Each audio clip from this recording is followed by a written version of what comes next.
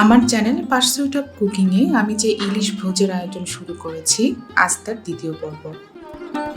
এই আয়োজনের প্রথমে করে দেখিয়েছিলাম আনারস ইলিশ।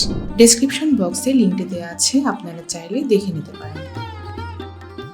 আজকে আমি করব ইলিশের সবচেয়ে সহজ রেসিপি, ভাপা ইলিশ। খুব সহজে ও কম সময়ে যেমন করা যায়, তেমনি স্বাদেও অতুলনীয় হয়। প্রথমে আমি 2 চা চামচ কালো সরিষা, 2 চা চামচ হলুদ সরিষা,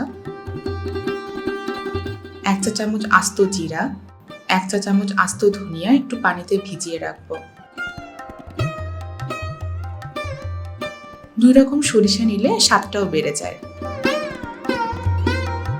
6 টুকরো ইলিশ মাছ নিয়েছি, ওজন হয়েছে 400 গ্রাম। মাছগুলোকে আধা চা চামচ লবণ, আধা চা চামচ হলুদ গুঁড়ো দিয়ে ম্যারিনেশন করে রেখে দিলাম। একটা মশলার পেস্ট তৈরি করে নিচ্ছি। এতে ব্যবহার করছি 3টা ছোট সাইজের পেঁয়াজ, 8 থেকে 10টা রসুন কোয়া, 3টা কাঁচামরিচ, 3টা শুকনো মরিচ। শুকনো মরিচ আমি পানিতে কিছুক্ষণ ভিজিয়ে রেখেছিলাম। একটু পানি দিয়ে ব্লেন্ড করে নিব।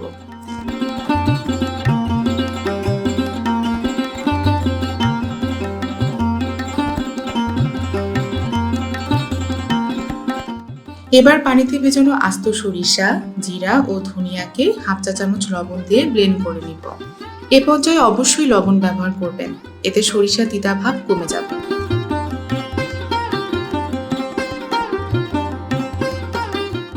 বাটা মশলা আমি ছাঁকনিতে ছেঁকে নিচ্ছি, কারণ সরিষার যে খোসা থেকে যায় সেটাতে অনেকেরই অ্যাসিডিটির সমস্যা হয়।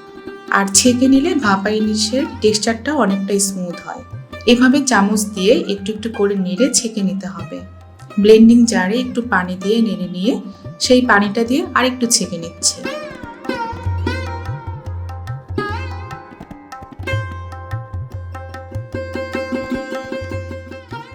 আমি এখানে একটা স্টিলের টিফিন বক্স নিয়েছি, আপনারা চাইলে সিলভারের বক্সও ব্যবহার করতে পারেন।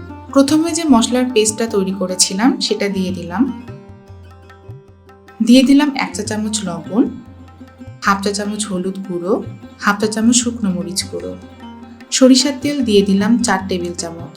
এই রান্নাতে যেহেতু মশলা কষানো হচ্ছে না বা সরাসরি আগুনে রান্না হচ্ছে না, তাই আপনারা অবশ্যই সরিষার তেল ব্যবহার করবেন।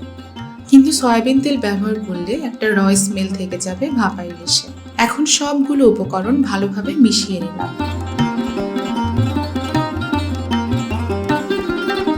ম্যারিনেটেড মাছগুলো দিয়ে দিচ্ছি।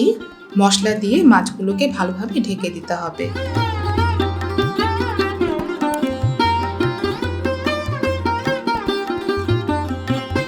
মাছের উপরে কয়েকটা চেরা কাঁচামরিচ দিয়ে দিলাম।